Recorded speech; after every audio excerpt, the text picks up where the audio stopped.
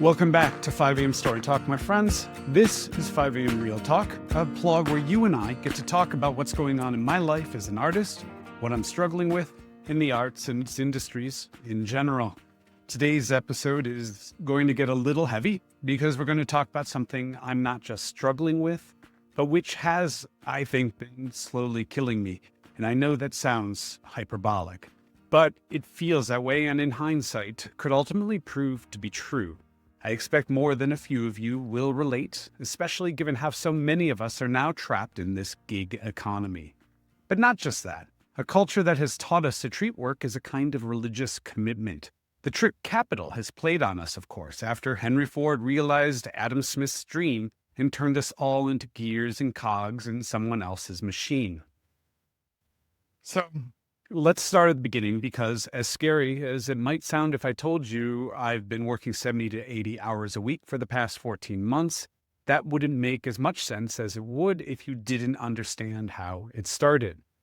And it begins with my father, who was a blue-collar guy from Michigan who retired from 3 different jobs before he died a few years later. When I was growing up, he worked for the Macomb County Road Commission, and that takes care of the county's roads. During the long winter, he'd be on call almost nonstop, his beeper going off in the middle of the night all the time. Some weeks, he'd work more than 100 hours salting roads, keeping them as safe as possible for drivers. He and I had almost nothing in common, but after I found success in Hollywood as a screenwriter, I wanted him to understand his greatest gift to me was his work ethic, what he was willing to do to take care of his family. Pay for the house we lived in, the food, our sports, and other interests. This, for him, was his big goal in life. That was his American dream. When I reinvented myself as a freelance arts journalist, which you can read about in the episode notes, I made more than almost every other freelance journalist I knew because of how tirelessly I worked, how inventive I was about how to turn every interview into 5 or 6 different articles. My record was writing 30 hours in a row once, which I took a lot of pride in for some reason. But that work ethic, it did help me break into Hollywood, where my success in a lot of ways was predicated on how much more I wrote than everyone else around me. At one point, I was writing 4 scripts I'd sold on pitch, while I was simultaneously pitching to get numerous other projects. My manager at the time loved me, and wisely, because of my workhorse qualities, never discouraged this, never warned me I might burn out. After my Dracula TV series was greenlit, which I created, I wrote and sold a spec and wrote a comic book series, all while in the Dracula writer's room and dealing with the shit show that series had become, meaning a year-long bout with what I'm pretty sure could qualify as depression. But let's just say I was depressed, lost. Still, I wrote. In the 6 months after my second son was born, I wrote a 600-page novel I sold, 2 TV pilots, and 2 drafts of a feature script for director Park Chan-wook. If this all sounds impressive to you, it is. I'm the writer many other writers have always told me they wish they could be more like, because my ability to produce meant my odds of selling something, to pay for my life, to pay for my family's lives, went dramatically up. But at the core of this observation, what they meant was my chances of having a career, of making it as a screenwriter, went up. So did I like living like this? Actually, yeah. Yeah, I did. I loved it. Here's the thing. Writing isn't a job for me. It's my greatest joy outside of things like travel and family and friends. If I have a calling, it's to tell stories. If I could write for 70 to 80 hours a week, I don't think I'd mind. Really. I'm weird like that, like a shark like that. Swim or die, write or die. But when COVID hit, something shifted in the arts. Pursuing writing assignments became the full-time job rather than the actual writing. More than that, I'd shifted my career largely out of America by that point for creative reasons. I enjoyed what I was doing in other markets more because these markets let me pursue stories Hollywood just weren't interested in at the time, or at least weren't interested in from me. I could write character-driven period dramas, for example.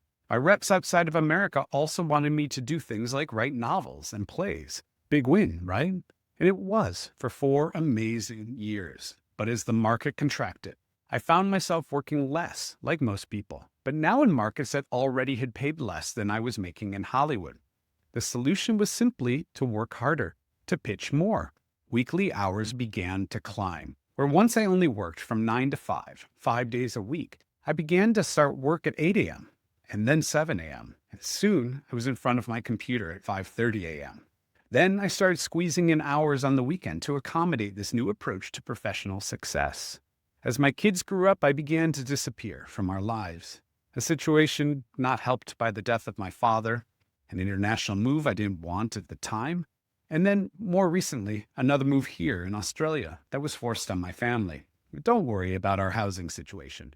We just bought, so we're finally stable after years of nomadic living. But my point is, I increasingly had no time for my family or to contend with things like, trauma. I'm not even going to get into the existential crisis that comes with middle age either, except to say it threw me for a violent loop.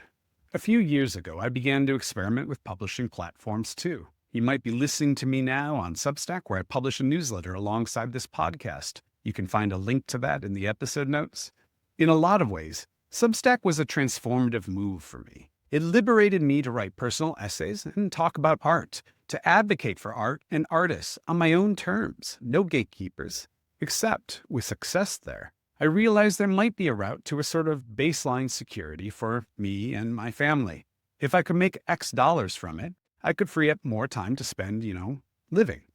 Except my father came back to haunt me, because he also taught me, if you're going to do something, do it right. He learned this from his own father, a simple carpenter who took exquisite pride in his work. Consequently, Substack and later this podcast became all-consuming projects. 50-hour work weeks became 60, then 70, more recently 80. I told myself I could endure it because the prize was security and the freedom to get back to pursuing more personal projects than I currently had time for. Basically, in trying to make things easier for my family and make time for my own projects, what I was most passionate about, I actually lost all the time I needed to do exactly that. What am I getting at here? What's the point of this sad ramble? Well, I had a reckoning with myself a couple of weeks ago. I think I've had a few breakdowns in my life where reality just brought me to my knees. That certainly happened on Dracula on more than one occasion. What I'm talking about here, this was one of those too, because I found myself thinking and despairing in unfamiliar ways. I'd lost hope. I started to spiral. And as I did, I realized how wrong I was when I told my father his greatest gift to me was his work ethic. It was actually a curse. My father died relatively miserable. With few of his dreams achieved, his wife had left him. All but one of his 4 kids had moved out of the state. His life was in no way one I'd ever want. And yet I could feel myself on that course, working myself into an early grave. It was time for something to change. By the way, I hope nothing I'm saying here is familiar to you. But if it is, I also hope something I say here helps you in any small way. Maybe I'll just turn into a great cautionary tale for you about how not to find yourself in my boat. It feels like so much of my life is a cautionary tale for others, by the way. Anyway, what has to change in my fucked up life? For starters, the 5AM StoryTalk podcast. I'd envisioned it as a place to interview a near nonstop line of fascinating guests. It's still going to be that, but I can't spend the 24 to 30 hours it takes to produce each of these episodes each and every week. I'm talking hard numbers here, start to finish. Interviews, the precision I put into editing, the assets that accompany each. Bear in mind, I've also been recording 2 of these Real Talk episodes every month. All this with zero help. I had to teach myself how to do all of it. It was an insane thing to do to myself at the pace I was committed to. Going forward, I'm reorganizing the podcast around a structure more suited to my mental health and, as important, I think, my enjoyment of it. I don't want this podcast to be a painful chore. Art isn't about the end result for me. It's about the process, just like life. That means I'm going to publish interviews every other week or so. In between, I'm going to publish these Real Talk episodes and other audio essays about screenwriting, storytelling in general, the role of arts in my life and our culture, stuff like that. I'm also going to abandon any notion of seasons, just publishing weekly without a gun to my head. That means the experience for you, my listeners, is going to be a bit more varied, but I hope you'll be okay with that. I know I need to be if I want to get back to writing, which is the other goal here, and why I'm also reevaluating how I publish on Substack. I'm a screenwriter, a novelist, a comic book writer, and an aspiring playwright. My time working in these spaces can not only be limited to the commissions I receive that are increasingly, at least in film and TV, to bring other people's ideas or IP to life. I need to get back to writing for myself, writing projects I don't try to fit in between the quintillion other real or self-imposed deadlines I create for myself every week, cobbling together a life in the arts from so many different creative outlets and opportunities like this podcast. Frankly, I think this is going to help the experience of my readers and listeners at Substack and other podcast platforms too. I want to focus more on pieces I'm inspired to write, and inspiration requires the mental space necessary to experience it. For too long, I've been like a computer, jammed up with too many programs running at once until everything starts to slow down and ultimately crash.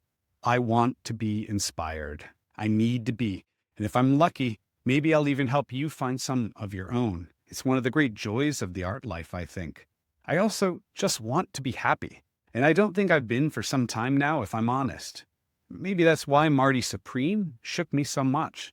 In the last ep of 5AM RealTalk, I mentioned how I hadn't even had time to check out any award screeners. Well, the reason was everything I just discussed. So after my breakdown, I drove to Ballarat, that's a small but badass city near where I live in Victoria, Australia, and I bought a ticket to see Marty Supreme, and I hoped and prayed to the cinema gods it would lift me out of where I'd found myself. Well, it did, but it also didn't.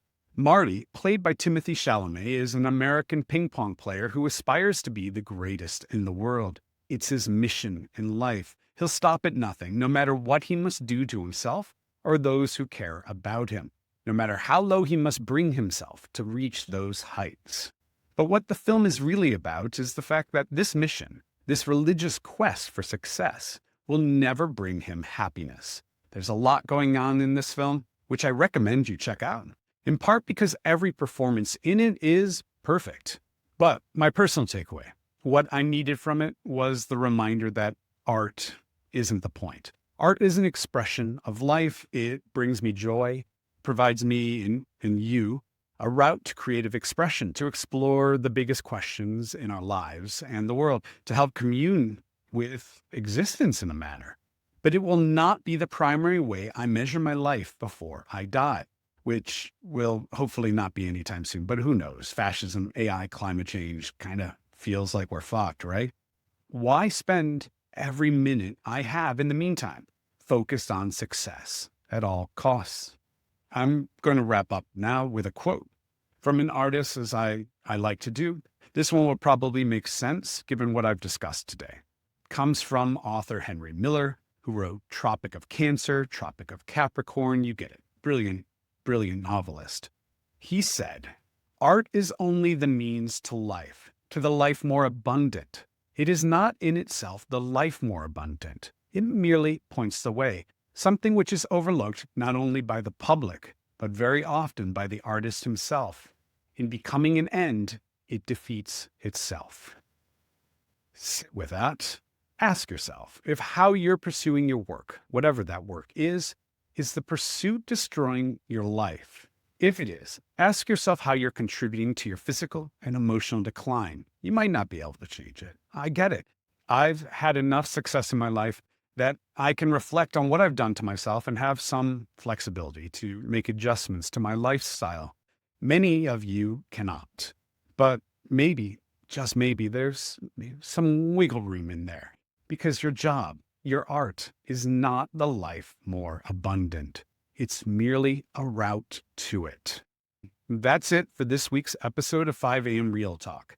If you have any questions about what I've discussed or want to share your own stories about how you've let your life get away from you, find me in the comments of this episode at Substack, YouTube, or the 5AM StoryTalk podcast Instagram account, links in the episode notes. I also need to point out that if this podcast and newsletter are bringing you any joy, knowledge, epiphanies, whatever you're taking from it. If you are taking something from it, consider becoming a paid supporter at Apple or Substack. You can also buy me a coffee, which is a cutesy way of saying drop a few coins in the bucket. Though, to be honest, these tips most typically do get spent on coffee and beer. If you buy me one, you might even get a shout out at Substack or Instagram, where I share photos of the coffee shops and pubs where I sometimes do my writing. Be sure to come back next week when I'll be joined by my brilliant, dear friend, Ricky Lindholm, Emmy-nominated comedian, singer, actress, and TV creator. It's a banger, I think. I don't know many people who are as talented as her, or as talented in so many different mediums. Until then, I hope you're surviving this crazy art life better than I am. See you around, Story Talkers.